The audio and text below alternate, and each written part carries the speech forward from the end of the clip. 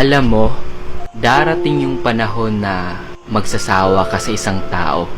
At sa panahong yun, ay kailangan mong pumili. Ang umalis o ang manatili.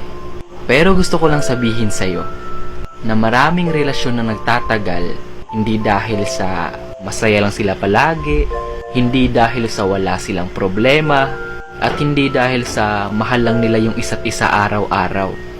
Kung hindi, dahil sa pinipili nila yung isa't isa araw-araw.